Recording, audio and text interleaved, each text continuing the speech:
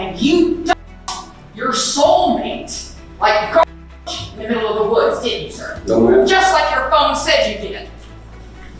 And then you drove back down her beaded car with a missing bumper and the missing wheel well, and you dumped her car just like you dumped her at the corner of Bell and Montrose, didn't you, sir? No, ma'am. Just like your phone said you did. No, ma'am. In this video, we're looking at two cases where love and fame collided with violence, leaving behind heartbreak, suspicion, and unanswered questions. The first takes us to Georgia on Valentine's Day 2020. For most people, it's a holiday of flowers and laughter. But for 23-year-old Anitra Lashi, it became the day everything went wrong. When she suddenly stopped answering calls and messages, her friends knew something was off. Hours later, that silence sparked a desperate search, one that ended in a discovery no one was prepared for. At the center of it all was someone who claimed to love her most. Now, thousands of miles away in Georgetown, Guyana, another life was hanging by a thread.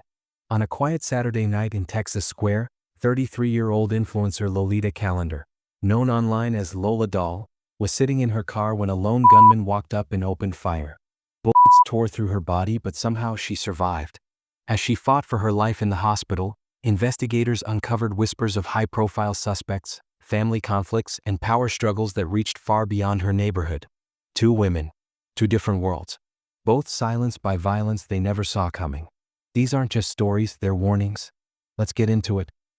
At just 23 years old, Anitra Lashi had so much ahead of her. A senior at Fort Valley State University, she balanced her studies in agriculture with a part-time job at a local restaurant. She wasn't just focused, she was determined. Graduation was close, and with it came the promise of new opportunities and a future she had worked tirelessly to build. Anitra was especially close to her father, who had raised her after the loss of her mother. He described her as thoughtful, hardworking, and the kind of daughter who never forgot to check in, no matter how busy life became. To those who knew her best, she was more than just a student, she was a bright light with an endless list of goals. But even with all that promise, there were shadows in her life. Anitra was in an on-and-off relationship with a young Army sergeant named Demarcus Little. On paper, he seemed like the kind of man any parent would be proud to see by their daughter's side. Disciplined, respectable, and building a career of his own. Yet friends quietly admitted later that they had seen troubling signs. The relationship was unstable, marked by arguments, jealousy, and control.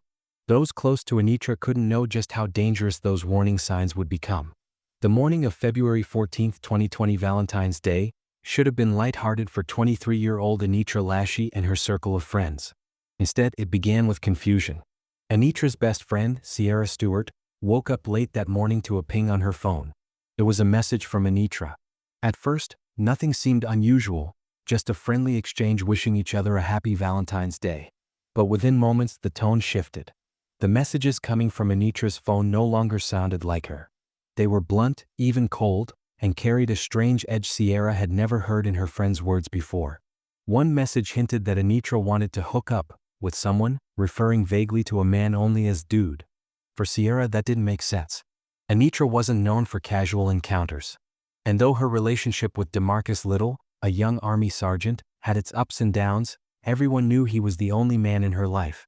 The text didn't match the woman Sierra knew, the one who poured herself into her studies, who worked long shifts at the restaurant, and who was careful with her words. At first, Sierra brushed it off, telling herself maybe Anitra was joking, or maybe she had a playful side conversation Sierra hadn't known about. But the more messages came in, the more unsettled she became. The words weren't just strange, they were out of character. It was like reading something written by a stranger who only knew Anitra at the surface level. Later that morning, another mutual friend, David Scoot Howard, reached out to Sierra. He had also received unusual messages from Anitra's phone. He asked her bluntly, "Have you heard from Anitra today?" He was worried, and now Sierra was too. The odd timing and the strange content made both of them uneasy. By then, Sierra had tried calling Anitra directly, but there was no answer. Texts went unanswered. The girl who normally replied quickly, who checked in often, was suddenly silent. And then the text stopped completely. For Sierra, it was the final confirmation that something was terribly wrong. She knew her friend well enough to recognize when something didn't add up. These weren't just unusual words, they weren't Anitra's voice at all. It was as if someone else had taken control of her phone, rewriting her story line by line. The weight of dread settled in Sierra's chest. She and Scoot reached out to Anitra's father, Christopher, in Atlanta. He hadn't heard from his daughter either. Alarmed, he dropped everything and made the drive to Fort Valley. By the time he arrived, fear had turned into action. His daughter wasn't just ignoring messages, she was missing. Police were notified, and what began as a routine check quickly escalated into a full-scale search. Officers went to Anitra's home on West Church Street but found no sign of her. Her car was gone. Neighbors hadn't seen her. Calls to her phone led nowhere. If you're into true crime stories like this, don't forget to subscribe. It helps us keep bringing you more. That same evening, the Peach County Sheriff's Office and the Georgia Bureau of Investigation joined the effort. They retraced her last known steps, interviewed friends, and began scouring the area. To those who loved her, it felt like the hours were stretching into an eternity. Every unanswered call, every door that opened with no news, deepened the pit in their stomachs. Then came the discovery that confirmed their worst fears. Parked just a few blocks away from her house was Anitra's white Chevy Cruze. At first glance, it seemed like a breakthrough. Perhaps she had left it there while visiting someone nearby. But when investigators looked closer, the details told a darker story. The front bumper was missing, torn away as if the car had been driven over rough ground. The tires were caked in mud. And inside, officers found her wallet and keys. Those were items no young woman would casually abandon, not on Valentine's Day, not with a job interview scheduled that morning, not ever. What they didn't find was Anitra, or her phone. The scene didn't fit a robbery. If someone had wanted her belongings, why leave them in the car? It didn't fit a random carjacking either. Why abandon the vehicle just a short walk from her home? To detectives, it looked staged, like someone wanted the car to be found but not the person who drove it. This was no longer just a missing persons case. It was beginning to look like foul play. The discovery of the car marked a turning point in the investigation. The trail wasn't widening with possibilities, it was narrowing. Each clue seemed to circle back, not toward strangers or random danger, but toward someone close to Anitra. Someone who knew her patterns, her routines, her vulnerabilities. And suspicion naturally gravitated toward the man she had been closest to in recent months. Her boyfriend, 22-year-old Army Sergeant Demarcus Little.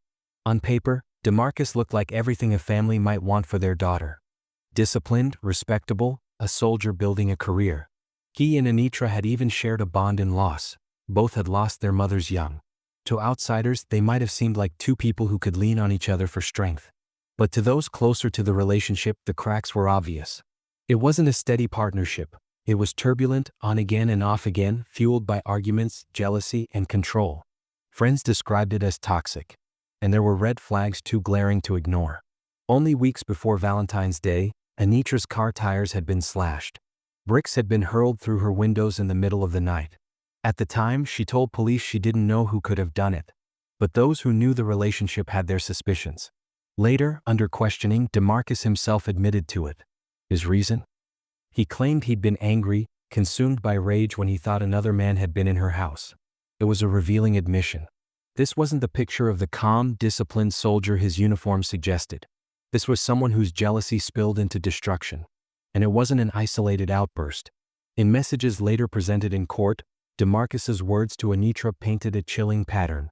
He threatened her. He accused her of being with other men. He warned her that his mercy had limits. When she tried to end things, he pulled her back, sometimes with apologies, sometimes with guilt, and sometimes with intimidation. To the outside world, he was still the clean-cut young man in uniform. But to Anitra, and to her friends who watched the relationship unravel, he was a source of fear and pain. His control and possessiveness had been building like storm clouds. The soldier's uniform couldn't hide the darker side of Demarcus Little.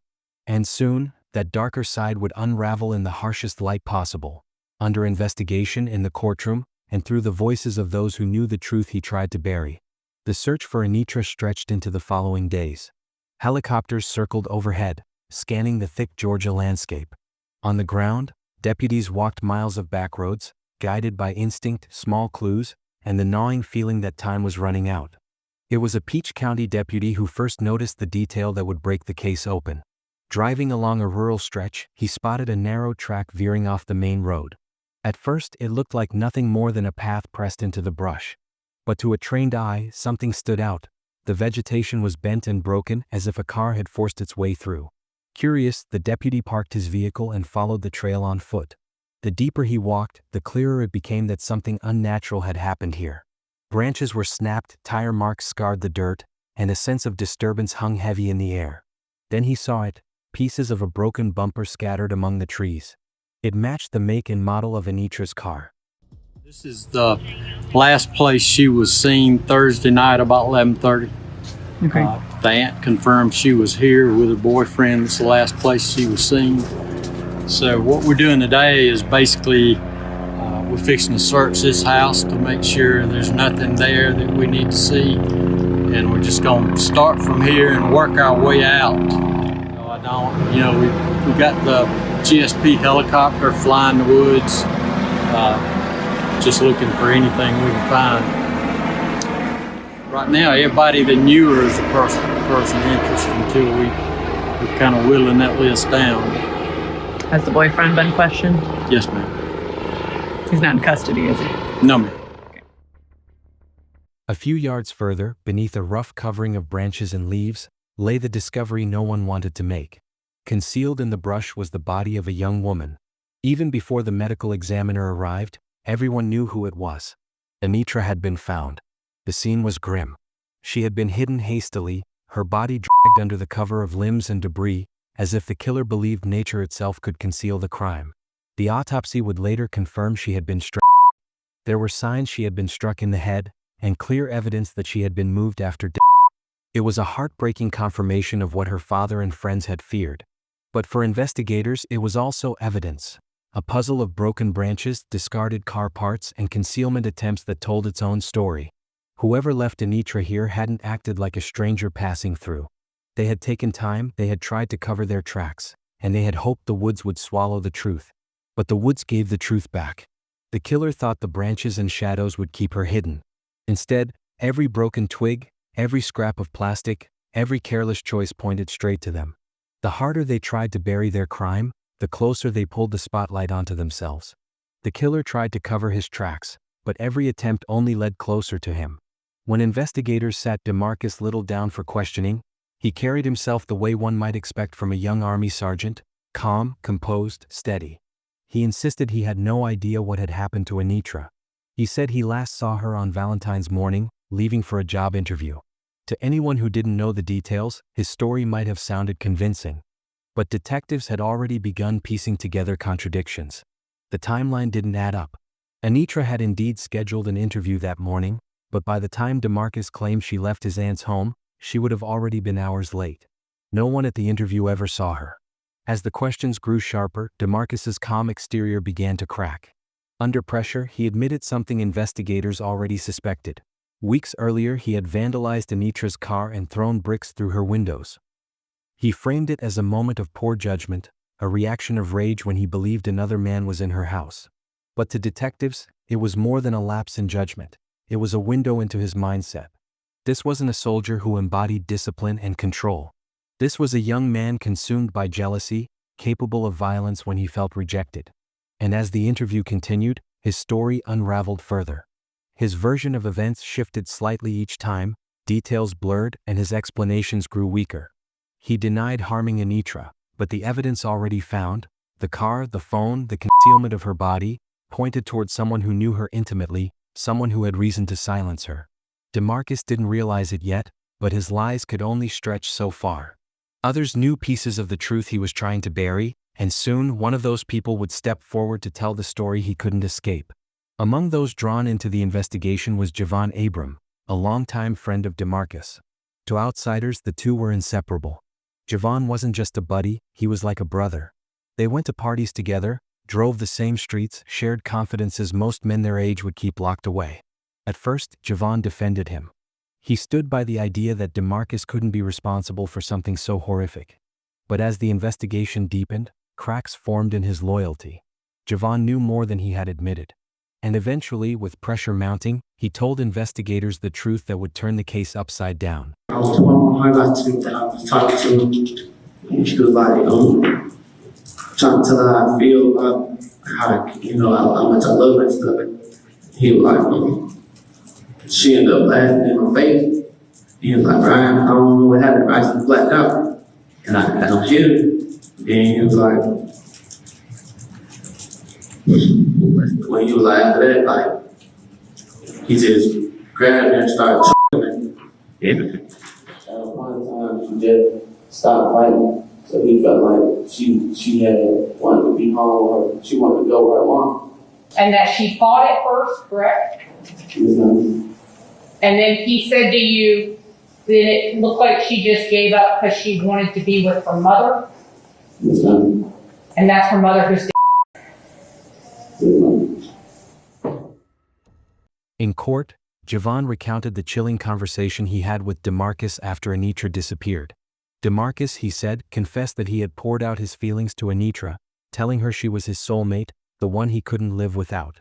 But her response wasn't what he wanted. According to Javon, Anitra laughed. Those few seconds, that one reaction became the breaking point. Demarcus told his friend he blacked out. The next thing he knew, his hands were around her throat. She fought at first, but then he claimed she stopped resisting. He told Javon it was almost as if she had given up, as if she wanted to be with her late mother. Hearing it in the courtroom was devastating. This wasn't speculation anymore. It wasn't rumor or assumption.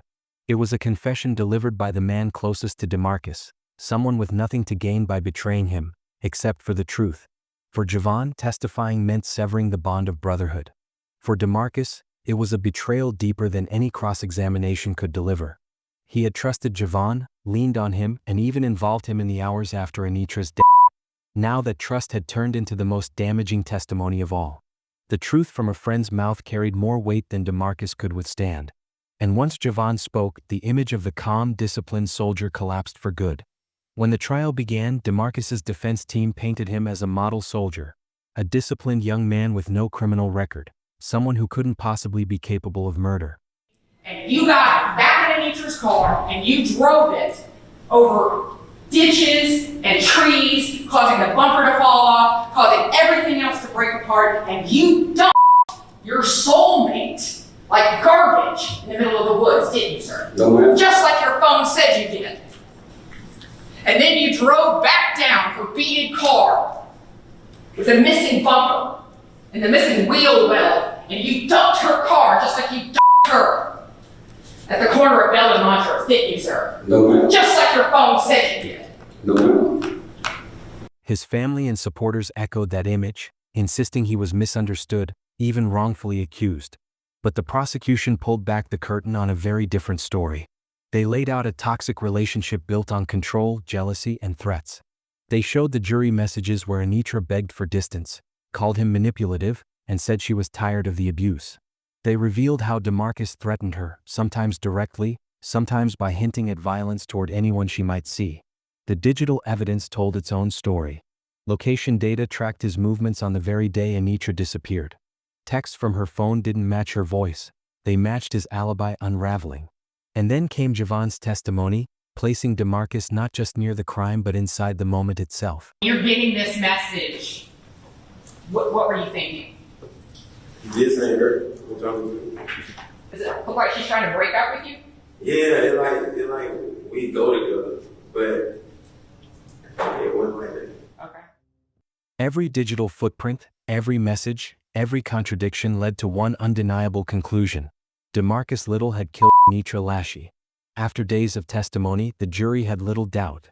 They found Demarcus Little guilty of felony murder and aggravated assault. The sentence was final: life in prison without the possibility of parole. For Anitra's family, the verdict brought justice, but it could never bring her back. Her father had lost a daughter who was on the brink of building the life she had dreamed of, a life that ended far too soon. Prosecutors reflected on the larger picture.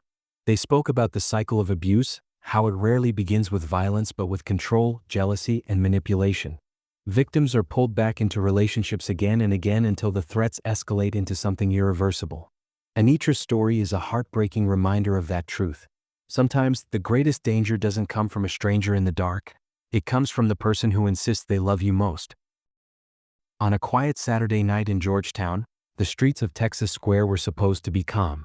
Instead, fire shattered the silence and left one of Guyana's most recognizable faces fighting for her life.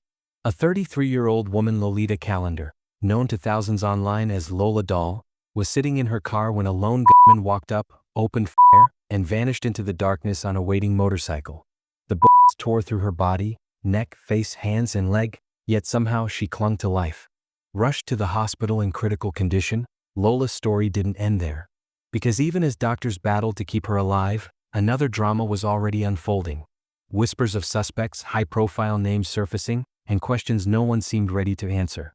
Police quickly turned their eyes toward a man many in Georgetown knew, Paul Davy Jr., also called Randall. He surrendered, but within days he was walking free on bail. Meanwhile, another suspect came and went through the system, and an even stranger twist emerged when a hospital worker secretly recorded Lola in her hospital bed. The question is, was this a random act of violence? Or is there something deeper, something darker behind the attack on Lola Doll? Lolita Calendar, better known as Lola Doll. At 33 years old, Lola's story was one of survival and reinvention. She grew up facing hardship, a childhood marked by family struggles, early motherhood, and abuse that might have broken her. But instead, she fought back by turning pain into power.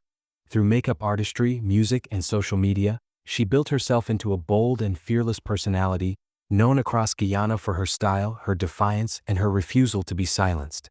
But fame comes with fire. Lola Doll's rise was not without controversy. She was outspoken, unafraid to call out rivals, and never one to shy away from confrontation. Online spats turned into public feuds. Accusations swirled around her brand. She carried herself with confidence, but it also drew enemies, some loud, others lurking in the background. And one of those names would soon become impossible to ignore: Paul Davy Jr., better known as Randall. The son of a controversial businessman, Paul Davy Sr., Randall's name has long surfaced in whispers on Georgetown streets. In 2023, the U.S. Treasury sanctioned him under the Global Magnitsky Act, alleging ties to drug trafficking and organized crime. He had been charged before in Guyana for disorderly behavior, obstruction, and abusive language, though he pled not guilty in those cases. He was no stranger to the law or to power. And so, on a late Saturday night, September 6, 2025, the paths of Lola Doll and Randall would collide in violence.